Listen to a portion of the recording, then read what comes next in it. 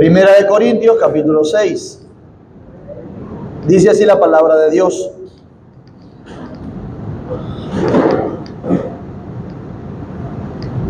¿Osa alguno de nosotros, cuando tiene algo contra otro, ir a juicio delante de los injustos y no delante de los santos? ¿O no sabéis que los santos han de juzgar al mundo?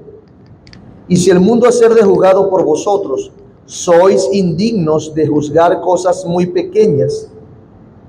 ¿O no sabéis que hemos de juzgar a los ángeles? ¿Cuánto más las cosas de esta vida? Si pues tenéis juicios sobre cosas de esta vida, ponéis para juzgar a los que son de menor estima en la iglesia. Para avergonzaros lo digo, pues que no hay entre vosotros sabio ni aun uno que pueda juzgar entre sus hermanos, sino que el hermano con el hermano pleiten juicio, y esto ante los incrédulos. Así que, por cierto, ya es una falta en vosotros que tengáis pleitos entre vosotros mismos. ¿Por qué no sufrís más bien el agravio? ¿Por qué no sufrís más bien el ser defraudados? Pero vosotros cometéis el agravio y defraudáis, y esto a los hermanos. ¿No sabéis que los injustos no heredarán el reino de Dios? No erréis, ni los fornicarios, ni los idólatras, ni los adúlteros, ni los afeminados, ni los que se echan con varones, ni los ladrones, ni los ávaros, ni los borrachos, ni los maldicientes, ni los estafadores heredarán el reino de Dios. Y esto erais algunos, mas ya habéis sido lavados, ya habéis sido santificados, ya habéis sido justificados en el nombre del Señor Jesús y por el Espíritu de nuestro Dios. Todas las cosas me son lícitas, mas no todas convienen. Todas las cosas me son lícitas, mas yo no me dejaré dominar de ninguna. Las viandas para el vientre y el vientre para las viandas, pero tanto el uno como el otro destruirá Dios. Pero el cuerpo no es para la fornicación, sino para el Señor, y el Señor para el cuerpo. Y Dios, que levantó al Señor, también a nosotros nos levantará con su poder. ¿No sabéis que vuestros cuerpos son miembros de Cristo? ¿Quitaré pues los miembros de Cristo y los haré miembros de una ramera?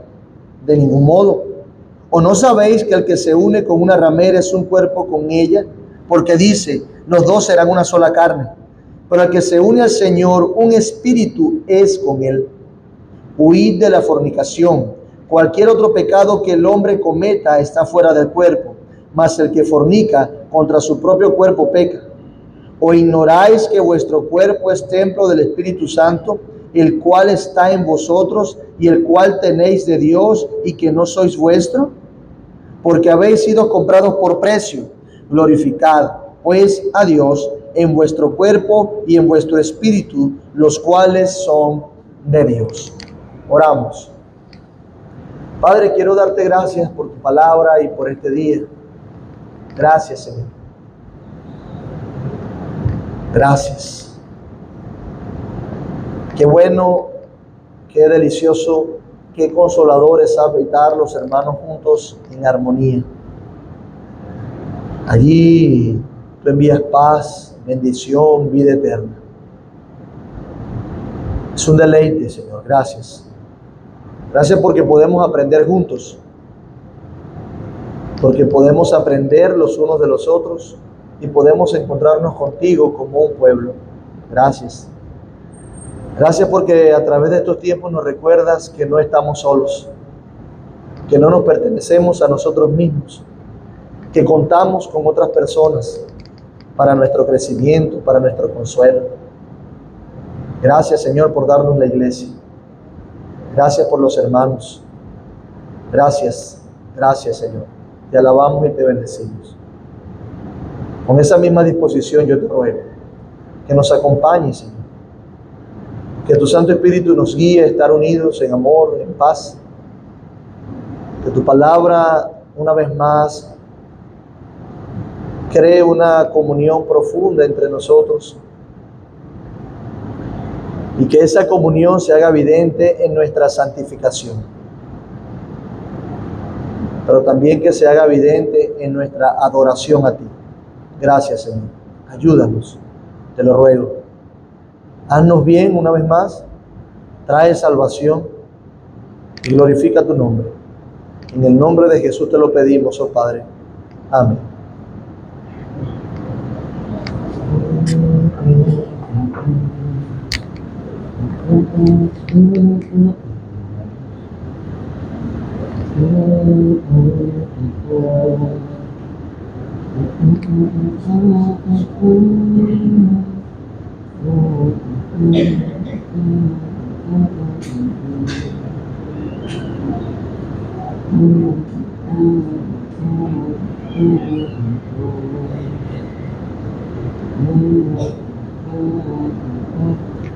Bueno, hermanos, continuamos entonces con nuestro tema,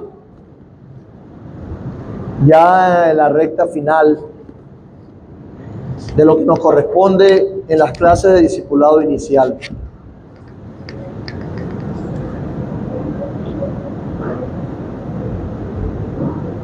Pero para avanzar, ya tenemos 15 días, se cumplen hoy, de la última vez que vimos escuela dominical, pero si repasaron en su casa se acuerdan, ¿verdad? Cuéntenme, ¿qué hemos visto hasta ahora? O mejor dicho, no se la voy a poner tan difícil. Vamos a resumir. ¿En dónde vamos? ¿Cuál es el título de nuestra clase de hoy? Un valiente. O les doy 5 segundos para que revisen el cuaderno.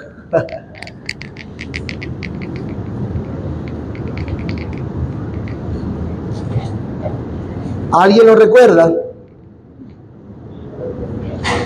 Hágame sentir que el tiempo vale la pena.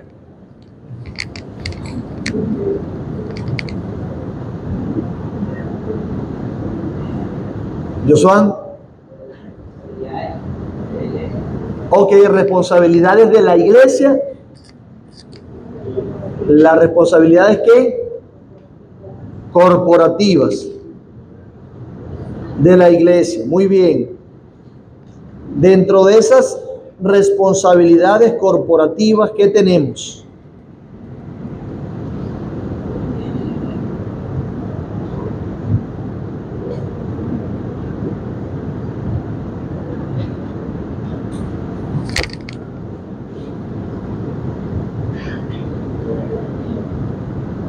Dentro de las responsabilidades corporativas, ¿cuáles son algunas de esas responsabilidades corporativas? Asistir a las reuniones, ¿qué más?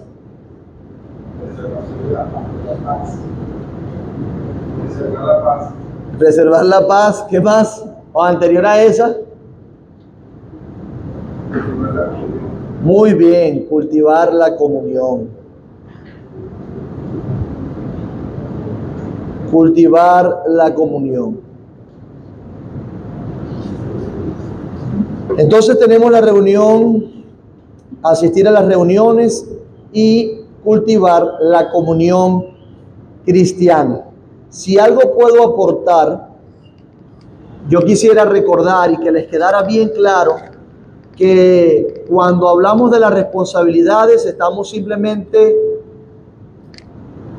comunicando que lo que significa estar en Cristo y estar unido a Él se deja ver, o podemos también sistematizarlo como responsabilidades. Aquel que es creyente y que ama al Señor y que entiende que Cristo es su amo, su Señor, su Salvador, entonces admite y comprende las implicaciones prácticas de eso, que nosotros podemos llamarle responsabilidades, un compromiso.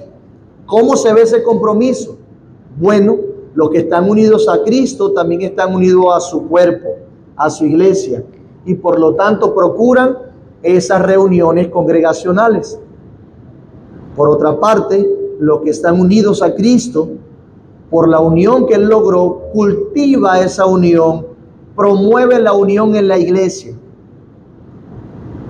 Por eso hablamos de cultivar la comunión cristiana. no crearla, sino cultivarla.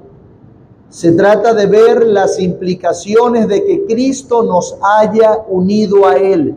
Primera de Corintios, capítulo 6, como lo leímos ahorita, nos enseña que somos un mismo espíritu con Cristo. Pero está hablando solamente de una persona o de un individuo. No, está hablando de la iglesia. Por lo tanto, nosotros, si estamos todos unidos a Cristo, somos un espíritu con Él. ¿Quién o quiénes? Todos nosotros, los que profesan su nombre. Por eso procuramos la comunión, estar juntos. Estamos unidos a Él, Él es la cabeza y nosotros somos el cuerpo. Por eso decíamos que es importante que oremos los unos por los otros. Así se ve que estamos cultivando la comunión cristiana. Cuando también estamos luchando por el bien de todo el cuerpo, no solamente de un miembro o no solamente de mi persona como miembro. Esa comunión o el cultivo de la comunión se ve cuando procuramos familiarizarnos con los demás miembros de la iglesia o del cuerpo de Cristo. Si estás unido a Él, tienen algo en común. Recuerden que ese es el principio natural de cualquier club o de cualquier comunidad cristiana, desmarcando a la iglesia de la idea de club, pero lo que quiero es usarlo como ilustración. La gente que tiene algo en común anda junta. En nuestro caso tenemos la mayor razón de todas, Cristo.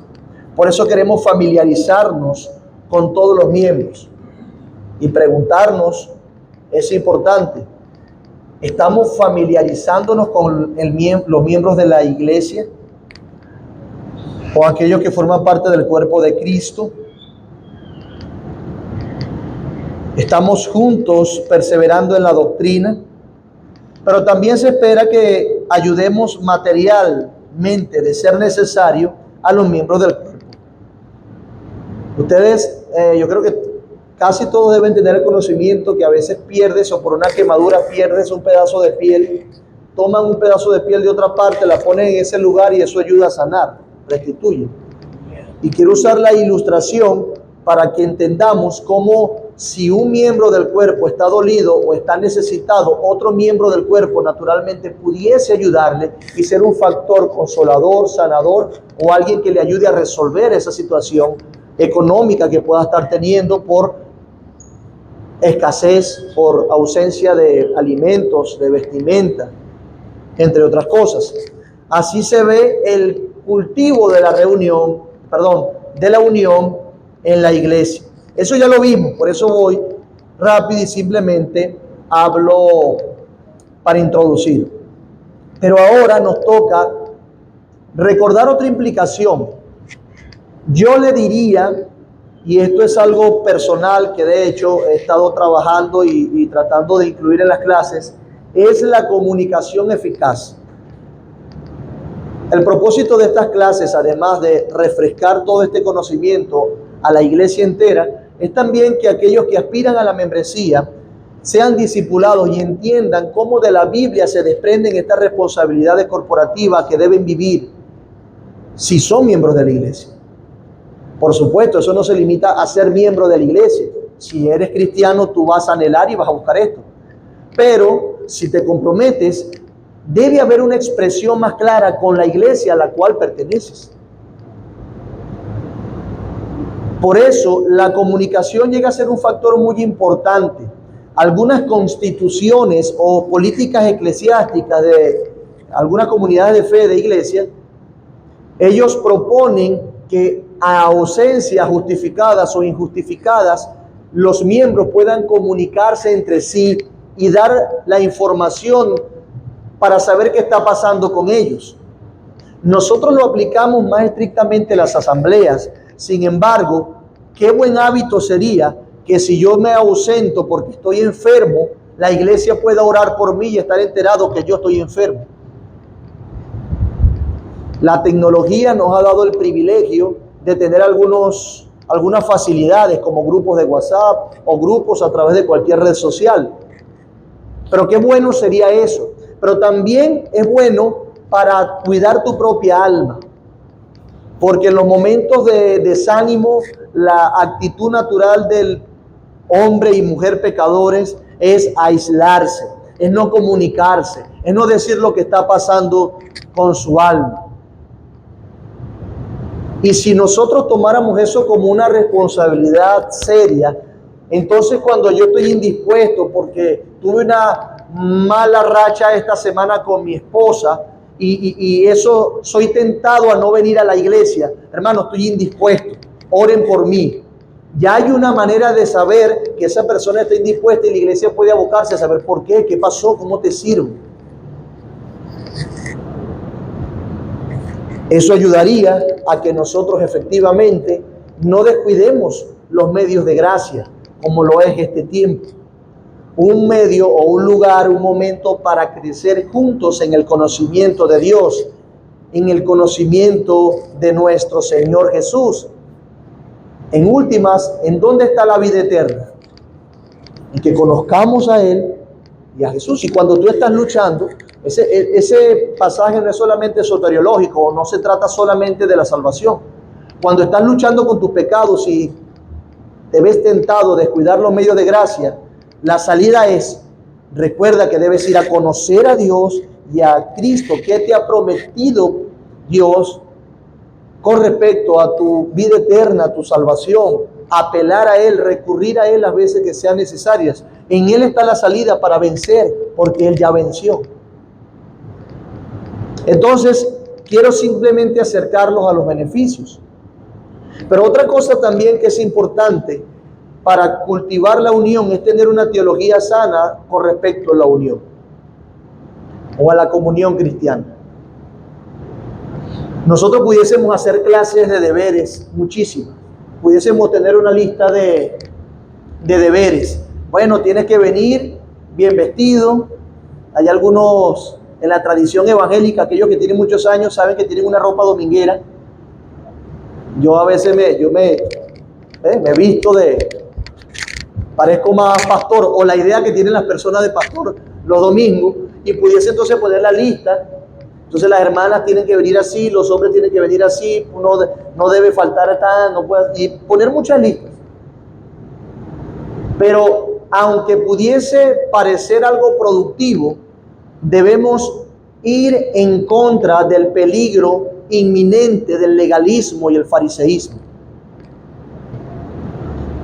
E insisto en las responsabilidades. Las responsabilidades son el producto de nuestro entendimiento acerca de Dios, no al revés. Como yo entiendo las responsabilidades, adoro a Dios. Tienes que entender entonces que no se trata de ese sentido, sino que en la medida que conozco a Dios, Él me constriñe, me motiva, me inclina, me impulsa, me lleva a obedecerle. Y es allí donde veo los mandamientos con amor y no son gravosos. Pero cuando primero hago la lista, entonces veo primero el mandamiento, quiero obedecer a Dios, olvidando que el mandamiento lo que hace es recordarme que yo no puedo solo. Espero me entiendan en este asunto. Tener una teología correcta, entender lo que la Biblia expresa acerca de Dios, es algo muy importante para nosotros cumplir con nuestros deberes. Yo simplemente puedo decir a mi esposa, yo te amo porque Dios me lo manda, es mi deber. Hijo, te amo porque Dios me lo manda, es mi deber. Pero mis afectos no están en eso, lo hago simplemente para cumplir. Y las personas van a darse cuenta de eso. Pero cuando tú amas, el deber se vuelve un hobby, se vuelve deleite, se vuelve facilidad. Por eso dentro de la comunión cristiana entre nosotros necesitamos cultivar entonces el amor, el conocimiento de Dios, acercarnos a Dios de verdad, pensar en Él y en su gloria.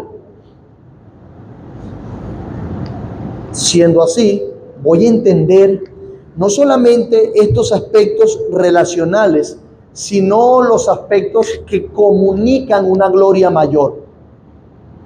Repito, los aspectos escatológicos o los aspectos del deber que comunican una gloria mayor. Nosotros estamos persuadidos por las Escrituras que Dios ha revelado un día donde nosotros debemos reunirnos, donde debemos congregarnos, donde debemos hacer vida de iglesia. Por las Escrituras podemos llamarle Día del Señor. Eso tiene dos connotaciones. El Día del Señor, uno, sabemos que es el domingo porque Cristo resucitó el domingo o un domingo. El Salmo 128 es claro en eso. La expresión de la comunión con Dios y que con el pueblo de Dios no solamente se da en virtud del amor, sino que también Dios nos ha informado en qué momento Él quiere mostrar esa gloria de esa comunión, y es en el día del Señor, celebrando que Él venció y resucitó de los muertos. El Salmo 128 dice que en ese día nos gozaremos y nos alegraremos en Él. Y esa es la comunión que estamos buscando, y que estos espacios particulares tienen una virtud particular para comunicar. Estos espacios particulares comunican con virtud particular lo que significa la comunión cristiana y lo que significa estar unidos a Cristo, porque resucitamos con Él. La piedra que desecharon los edificadores vino a ser piedra angular o la piedra del ángulo. Y los apóstoles interpretan ese pasaje de Salmo 128 como la resurrección.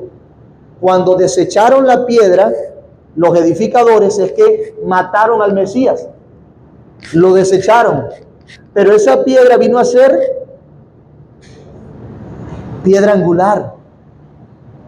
¿Qué día fue que vino a ser piedra angular? El día que fue justificado por el Padre. ¿En qué día Cristo fue justificado por el Padre como su Hijo? Cuando le resucitó de los muertos. ¿Cuándo le resucitó de los muertos? El domingo. En ese día nos gozaremos y nos alegraremos en Él. Ahora bien, esto no solamente descansa en la idea cronológica de un día en específico basado en esta importante verdad, sino también descansa en un aspecto teológico que Dios quiso revelar inclusive cuando estaba creando el universo. ¿Cuál es ese aspecto teológico? El día en que el Señor reposó. Ese día de reposo que luego fue tomado por el pueblo de Israel como el día sábado, es un día donde el pueblo se identificaba con Él, y para el antiguo pacto era la señal del pacto.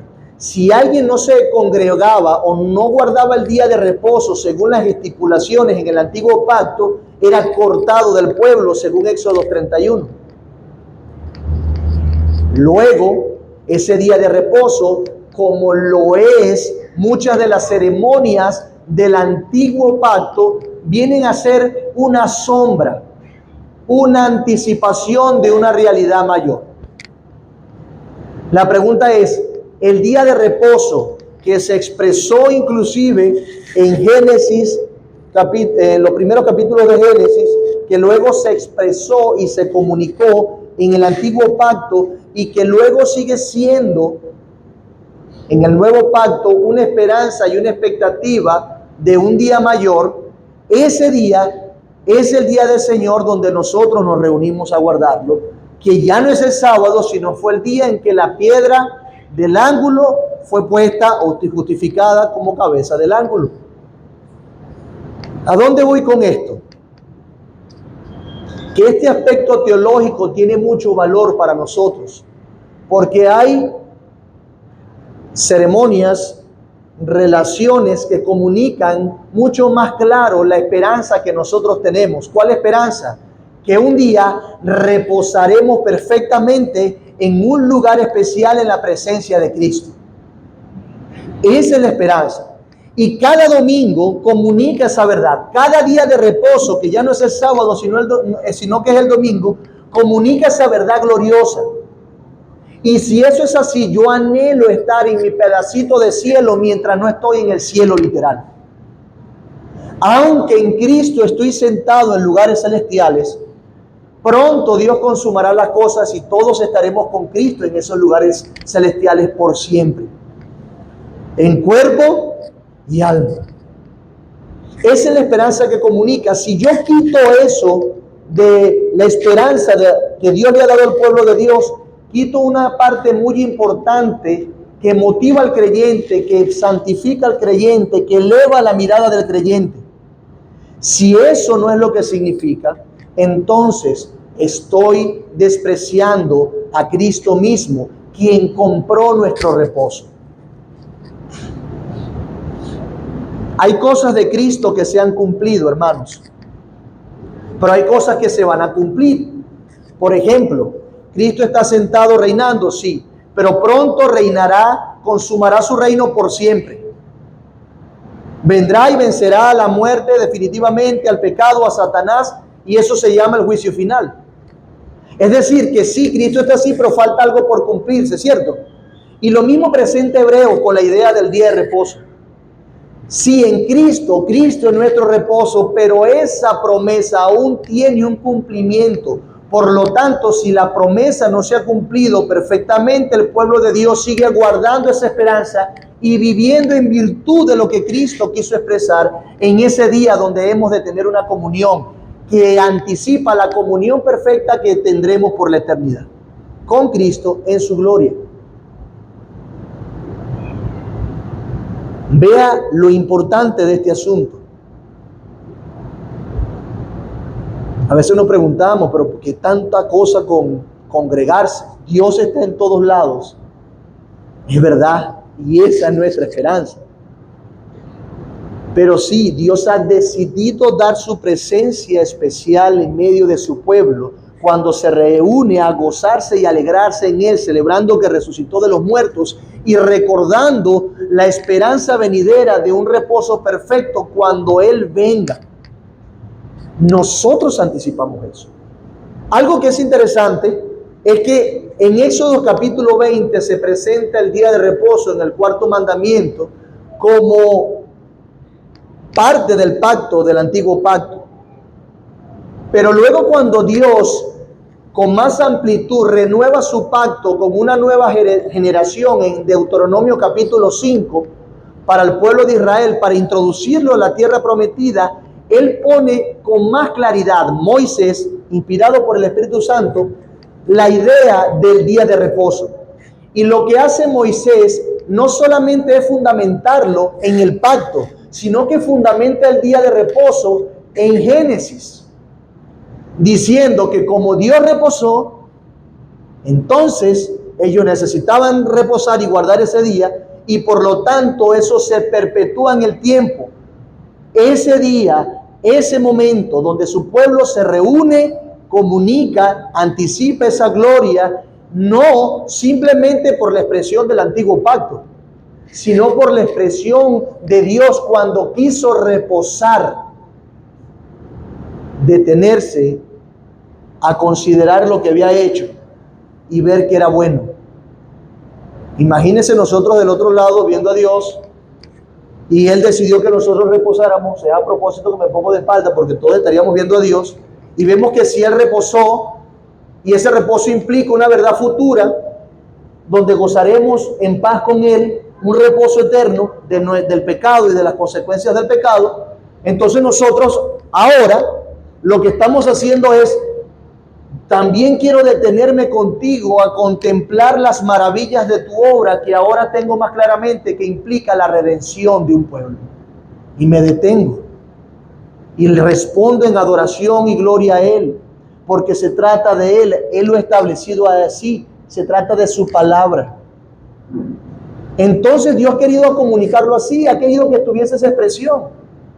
Por eso es que hablamos de responsabilidad, porque aquel que ama a Dios anhela tener esa misma experiencia, si quiere usar la palabra, en relación con la adoración a Dios y guardar ese día de reposo. Porque tengo fe que pronto tendré un día más glorioso, perfecto, que nunca acabará. Teniendo como base ahorita, que me puede traer esperanza y gozo, que Cristo es mi reposo y que pronto cumplirá perfectamente su promesa. Entonces se trata de Cristo. No se trata simplemente de una verdad pactual que algunos debían obedecer. Se trata de Cristo. Se trata de lo que comunican estas cosas. ¿Para qué reunirnos? Dirían sí. ¿Para qué la cena? Si igual la cena no nos salva. ¿Para qué bautizarnos si el bautismo no nos salva? ¿Para qué luchar con el pecado si ya Cristo su justicia completa la imputó a sus santos? ¿Para qué orar? ¿O para qué casarnos? El matrimonio comunica una verdad gloriosa, que Dios decidió expresar esa verdad en esa ilustración del matrimonio de una manera especial, así como quiso expresar verdades gloriosas de una manera especial en la reunión de los santos, en el día de reposo, en el día del Señor. Dios ha obrado siempre así. ¿Para qué me caso entonces si en el cielo no se van a casar ni dar el casamiento? Pero la motivación de una persona debe descansar, que se va a casar, en que ilustra la relación que Cristo tiene con su iglesia. Él es nuestro esposo amado y nosotros somos su amada, quien se entregó Él por nosotros para comprarnos y darnos vestiduras limpias y sin manchas. ¿Para qué santifico a mi esposa si no fue porque Cristo santificó a su esposa también? Me santificó a mí. ¿Para qué cuido a mis hijos si no es porque el Padre cuida a los hijos y me ha mostrado su carácter inmanente, amoroso, preservador? ¿Para qué? Vean, mi amado hermano, que no se trata simplemente de una expresión denominacional o una expresión dogmática. Se trata de lo que Dios mismo ha revelado de sí mismo y lo que espera de su pueblo y cómo cada una de estas reuniones comunican una verdad superior. Amén. ¿Están conmigo? ¿Seguro? Por eso estamos aquí.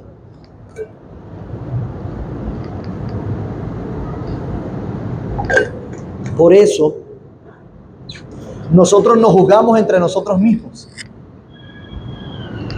Por eso nosotros agarramos y, como Pablo dice, ¿acaso ustedes no juzgarán a los ángeles? ¿Acaso ustedes no juzgarán el mundo?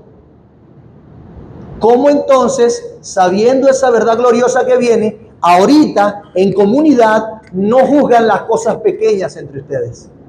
Y tienen que ir a los incrédulos. ¿Se ven de qué se trata el asunto?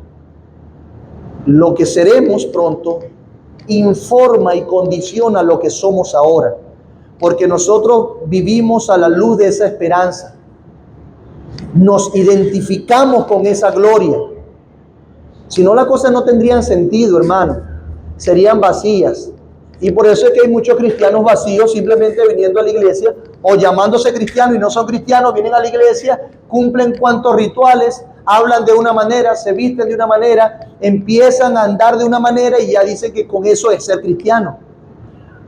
No, ser cristiano es ver a Dios, conocerlo a Él y que eso informe todo lo que somos. ¿Y cómo sabemos cómo debemos andar luego que amamos a Dios y le apreciamos como nuestro Salvador porque nos salvó del infierno? Su palabra.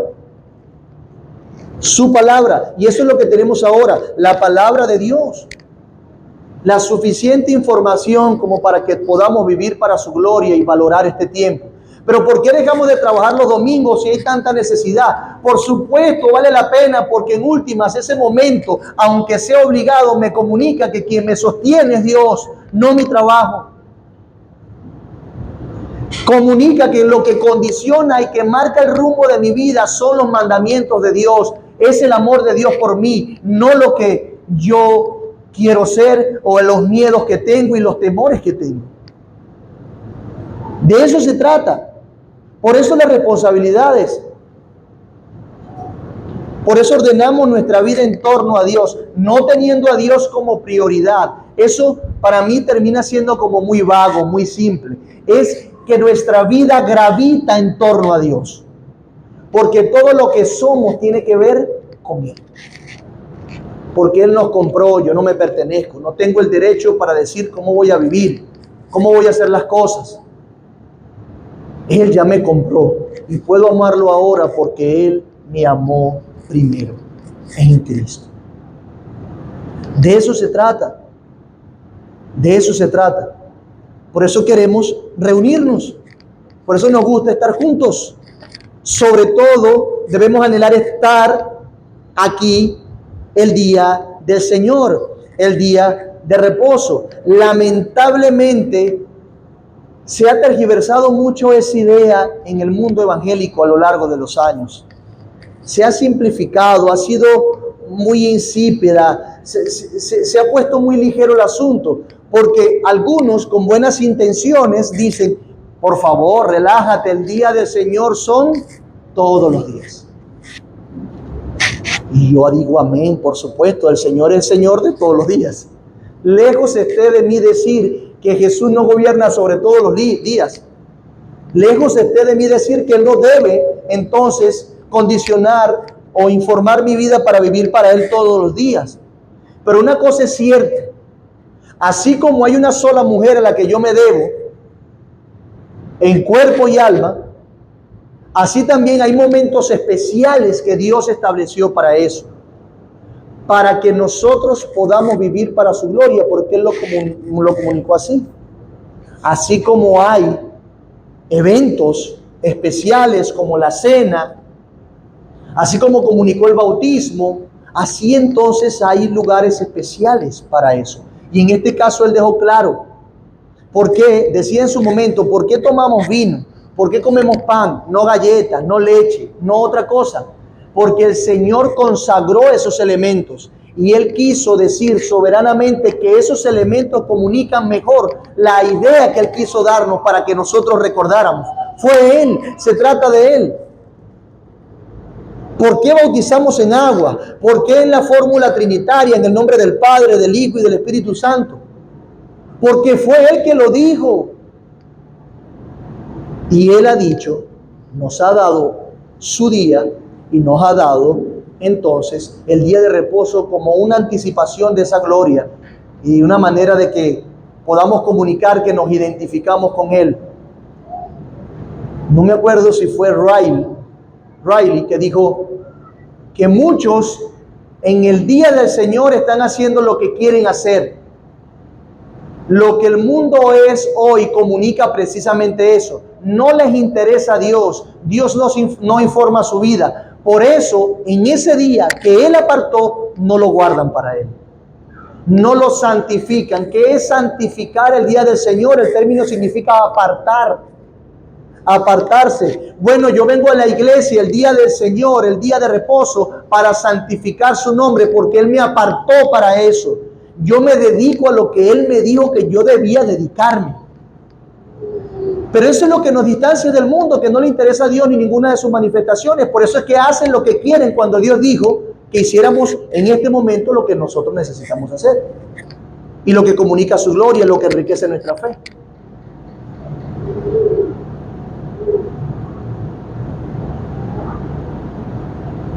No se trata de agradar al pastor o a los otros hermanos. Si eso es una motivación o la motivación principal en tu vida, en tu alma, yo te ruego, hermano, yo no te voy a juzgar en el día final. Yo soy un hombre que será juzgado también en el día final. Como veremos hoy en la predicación, yo simplemente soy un pregonero de lo que Dios dejó.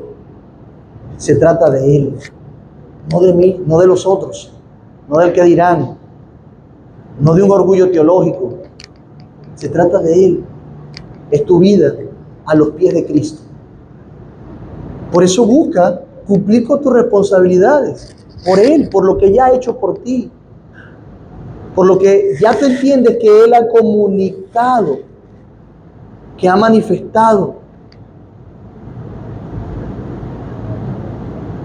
Se trata de Él. Por eso nosotros cultivamos la comunión cristiana cuando Cristo lo dijo, cuando Dios lo dijo en su palabra.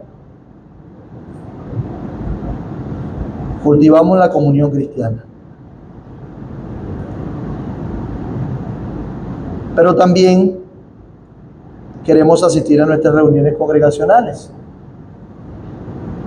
Y además entendemos que es muy importante cultivar la paz entre nosotros.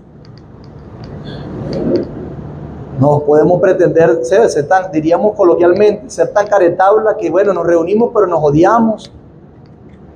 Hay enemistades, no nos perdonamos. Ay, pero venimos a recordar a Cristo y su gloria. Y nos estamos mordiendo y comiendo entre nosotros mismos.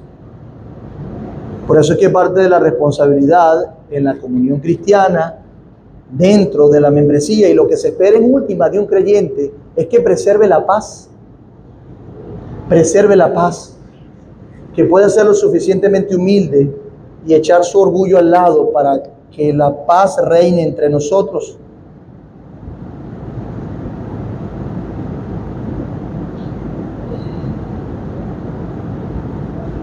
Dice, ¿hay alguien para pasar?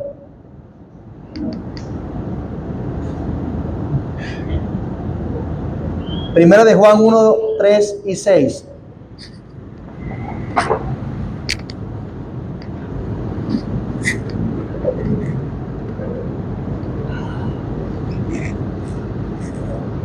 Dice, lo que hemos visto y oído, eso os anunciamos, para que también vosotros tengáis comunión con nosotros. Y nuestra comunión verdaderamente es con el Padre y con su Hijo Jesucristo. ¿Con quién es nuestra comunión verdaderamente? Con el Padre y con su Hijo Jesucristo. Luego el versículo 6 dice, si decimos que tenemos comunión con Él y andamos en tinieblas, mentimos y no practicamos la verdad. Pero si andamos en luz, como Él está en luz, tenemos comunión unos con nosotros y la sangre de Jesucristo, su Hijo, nos limpia de todo pecado. Aquí la idea que tiene Juan, o que viene desarrollando, es que simplemente nuestra comunión los unos con los otros depende de nuestra comunión con Cristo. Y no es diferente con la paz. La paz es lo mismo. Él logró la paz entre Dios y los hombres y logró la paz entre nosotros. Por eso podemos andar en paz. De allí que algunas constituciones o políticas eclesiásticas de algunas iglesias digan lo siguiente: los miembros, los cristianos, los que se han comprometido con Cristo, han de abstenerse de hablar mal unos de otros. Abstenerse de hablar mal unos de otros. Y mantener en estricta confidencia todos los asuntos privados que solo conciernen a la iglesia y no discutirlos con personas que no pertenezcan a la congregación. Algunos de ustedes, si Dios lo permite, entrarán a una iglesia donde sus miembros no son perfectos. Yo se los he dicho varias veces. Son hermanos creyentes, por supuesto, son creyentes, pero son personas que son seres caídos, pecan, todavía tienen que luchar con sus pecados, con sus corrupciones, con sus malos hábitos. Y en esa lucha por la santidad, es de esperar que en algún momento cualquiera de esos miembros nos dañe con una palabra, nos dañe con una actitud, nos dañe con una conducta, nos dañe con una acción. Y lo mismo de nosotros hacia ellos. Bienvenidos, aquí no está la iglesia glorificada. Los que tenían esa expectativa, lamento decepcionarlos. Sí queremos ser fieles y enseñar la palabra de Dios de manera fiel, sin embargo, pecamos, nos equivocamos, erramos. Una vez más, yo los voy a decepcionar. Si no, pregúntenle a los que ya son miembros, ¿verdad? Que con paciencia han soportado las decepciones. Ustedes me van a decepcionar. Pero eso no significa que por eso nosotros tengamos que estar en guerra. Que tengamos que estar matándonos, comiéndonos y mordiéndonos entre nosotros. Al contrario, eso lo que comunica es que hay un espacio adecuado para que tú cultives tu fe, te desarrolles en santidad y demuestres que efectivamente tienes el Espíritu Santo. Porque solo los que pueden hacer una iglesia así son los que son portadores del Espíritu de Dios, que son uno en espíritu con Él, como dijo 1 Corintios capítulo 6. Al fin voy a esa iglesia, una iglesia saludable, voy a tener relaciones perfectas, nadie me va a decepcionar. Al fin, ya va. Eso es una idea romántica e irrealista de la verdad. Eso solamente se dará en el cielo. Mientras que aquí caminamos hacia eso. Es nuestra motivación ser perfectos, quisiéramos. Y nos esforzamos y oramos por eso, pero no lo alcanzaremos aquí y ahora. El único que se va a llevar la gloria de tener una iglesia perfecta, lograda por sus propios méritos y por su propia virtud, es Cristo Jesús. Y Él ha destinado el tiempo para eso. Por ahora, bueno, tenemos que quitarnos una idea romántica, esa idea irrealista, porque nuestro pecado saldrá a flote y dañaremos a otros, y otros tristemente nos dañarán a nosotros. Porque como señala Salomón, ciertamente no hay hombre justo en la tierra que haga el bien y nunca peque. Todos pecamos. No obstante, a esta realidad irrefutable, mis amados hermanos, los miembros de una iglesia debemos procurar la paz a toda costa. A toda costa. ¿Cómo podemos procurar la paz?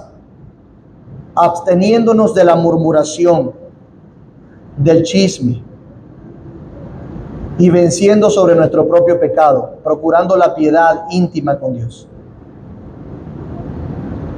Tratando los asuntos bíblicamente, no como a mí me gusta, sino como la Biblia dice. Cuando nos salimos del carril en cuanto a esto, es una bomba de tiempo. Porque como somos seres caídos, no podemos controlar perfectamente nuestras emociones. Y cuando escuchamos a alguien de otra persona que no debimos escuchar, bueno, no le voy a decir que adivine, porque nosotros no creemos en la adivinación, pero piensen por un momento qué va a pasar por su mente.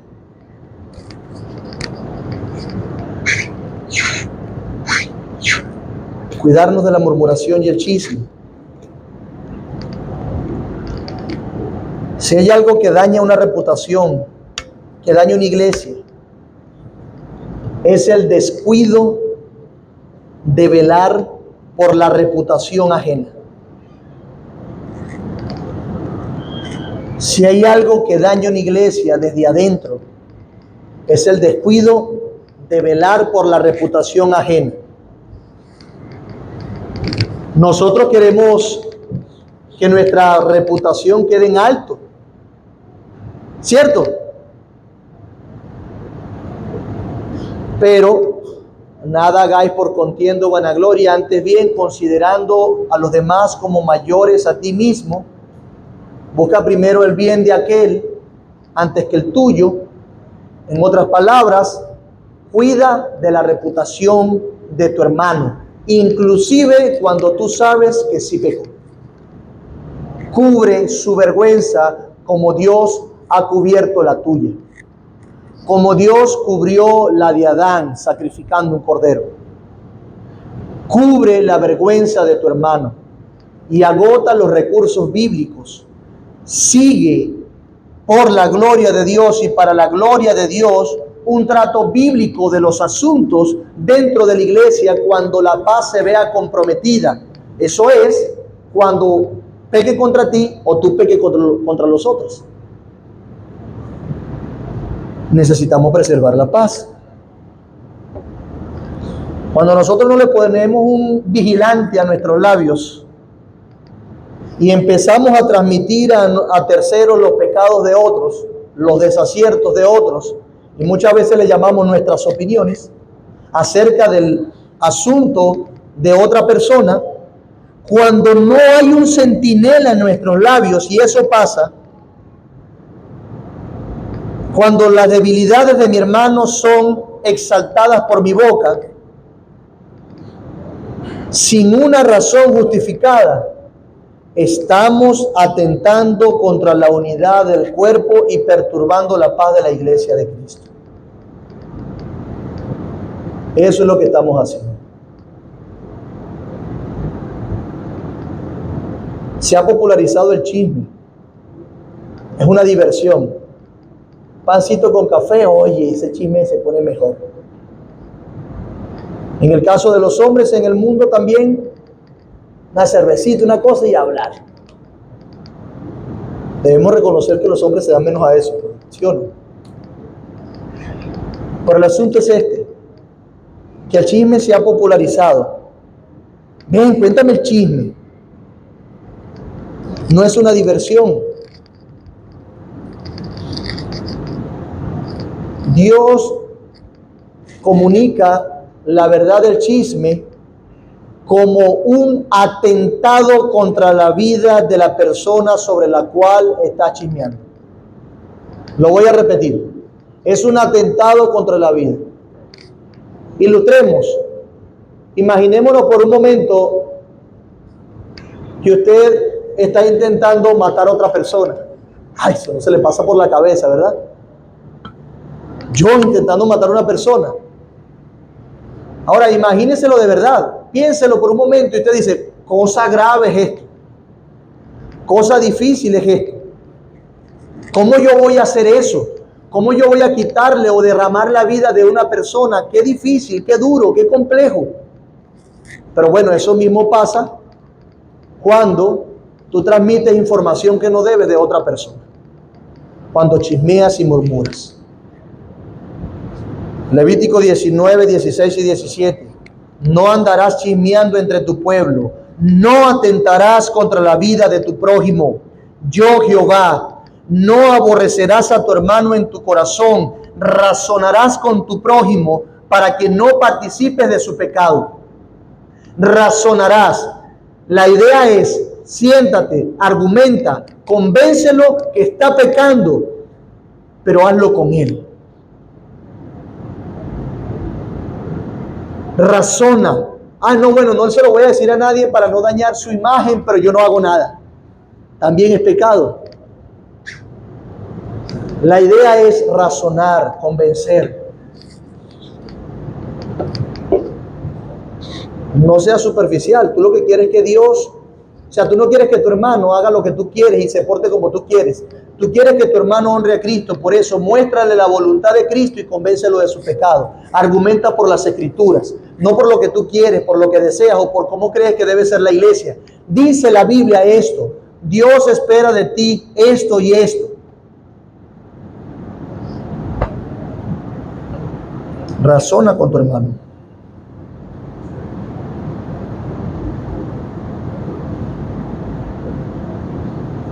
La Biblia dice que debes amonestar a tu hermano con amor y mansedumbre para ganar su alma, no chismear contra él. Pero es que yo no tengo pelos en la lengua, pero es que yo estoy diciendo la verdad, no la mentira. Interesa poco que estés diciendo la verdad si lo estás usando para ir en detrimento de tu hermano. Es que no quiero ir en detrimento de mi hermano, pero no estás buscando la gloria de Dios en eso, porque estás usando metodologías incorrectas.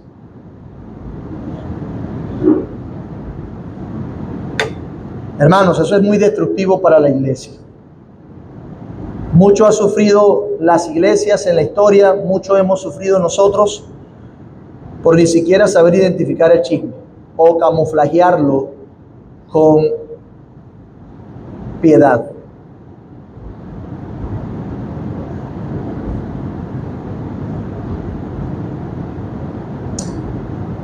Si eso es así, también tiene que ser algo importante, sobre todo que si hay cosas que se dicen en la asamblea, que se trata, donde se tratan asuntos de disciplina pública,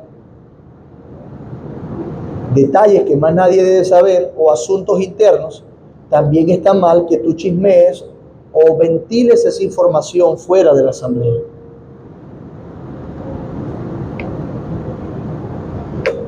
También es muy peligroso, porque las personas que se enteren no tendrán el contexto completo. Cuídate de eso. Por eso leí 1 Corintios capítulo 6. ¿Osa alguno de vosotros cuando tiene algo contra otro ir a juicio delante de los injustos y no delante de los santos. ¿O no sabéis que los santos han de juzgar al mundo?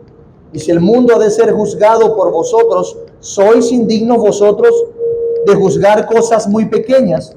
¿O no sabéis que hemos de juzgar a los ángeles? ¿Cuánto más las cosas de esta vida? Si pues tenéis juicio sobre cosas de esta vida, ponéis para juzgar a los que son de menor estima en la iglesia. Asunto importante. Bueno, entonces si necesito testigos para resolver el asunto con mi hermano, voy a agarrar el nuevo en la fe. No, hay personas maduras que pueden lidiar con eso. Esa es la idea que comunica Pablo a través de una pregunta. Es tan claro que él lo presenta como una pregunta de sentido común. Obvio que no vas a poner al nuevo en la fe, a los inmaduros a juzgar esa situación. Obvio que no vas a buscar a las personas inconstantes, que tienen su corazón alterado, que no van a saber manejar informaciones tan importantes como esa. Obvio que no debe ser. La Biblia nos presenta la sabiduría. Usa a las personas que son más sabias. Si es necesario, incluir a testigos en el asunto. Buscar información si fuese necesario.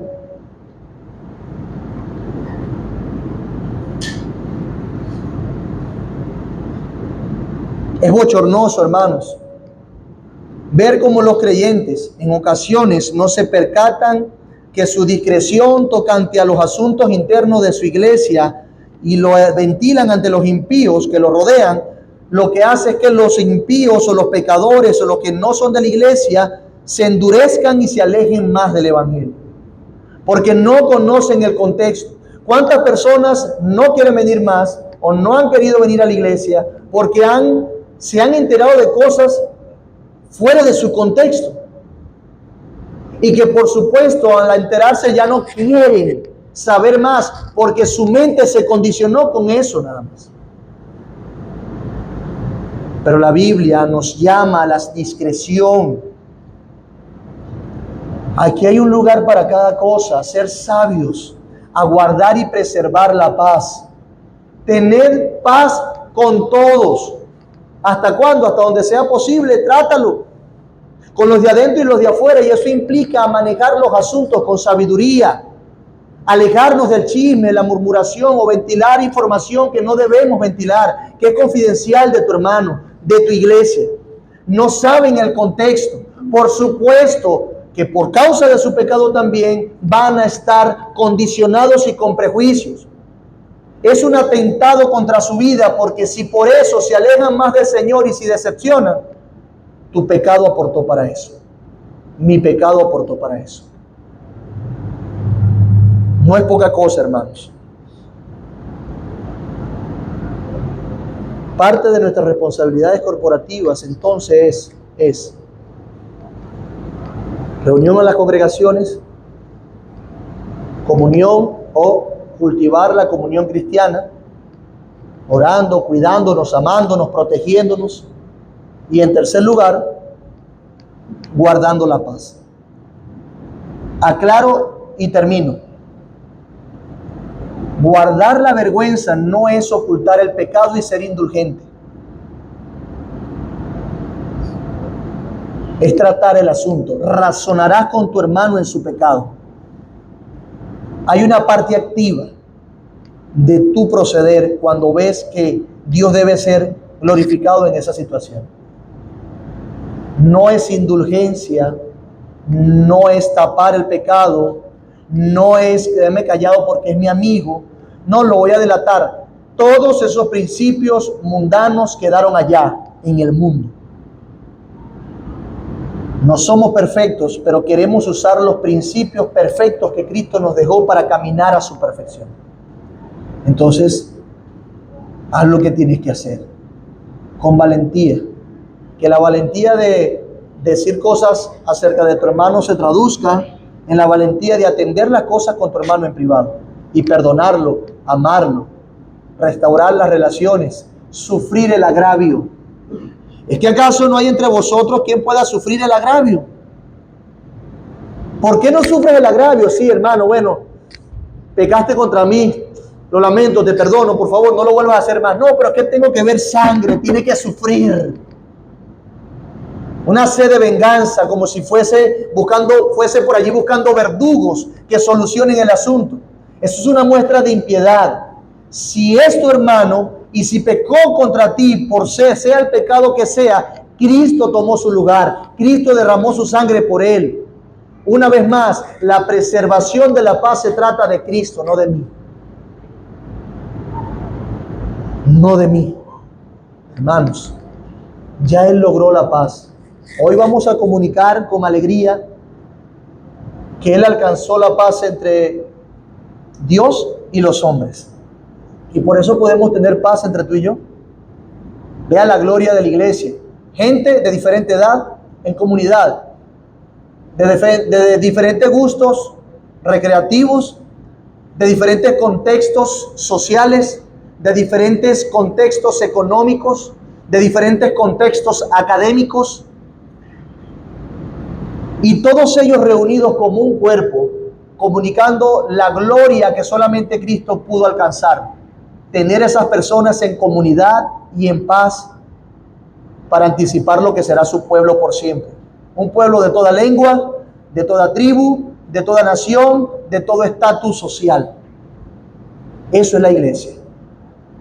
Por eso los discípulos habían celotes, pescadores, habían publicanos, sanguíneos, melancólicos, como usted quiera llamarle, todos viviendo en comunidad, viviendo por el Espíritu de Cristo. La preservación de la paz forma parte de nuestras responsabilidades, una vez más, por Cristo, por lo que Él ya logró. Amén. ¿Alguna pregunta, alguna duda?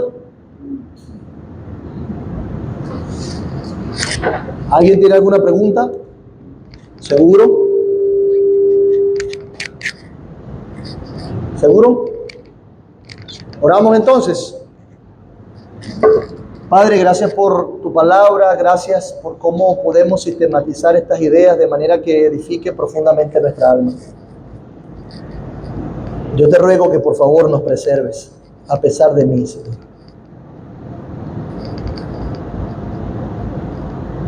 Pero presérvanos también a pesar del pecado de cada uno de nosotros. Permítenos vivir estas realidades. Ya tú nos has dado una gracia inmensa, nos has capacitado por tu Espíritu. Y si hay alguien entre nosotros que no ha creído, que no tiene tu Espíritu Santo y por lo tanto no puede dar un paso adelante con estas situaciones, hacer las cosas bien, por favor, sálvalo, ilumínalo. Sea miembro de la iglesia o no. Ten misericordia de él. Ten misericordia de nosotros. Gracias por Cristo, por lo que logró. Cambia nuestros afectos con respecto a este día, a la luz de lo que dice tu palabra y la esperanza que tenemos delante, Señor. Ayúdanos y glorifícate, Señor. Te bendecimos y te damos gloria. Sigue estando con nosotros en el nombre de Jesús. Amén.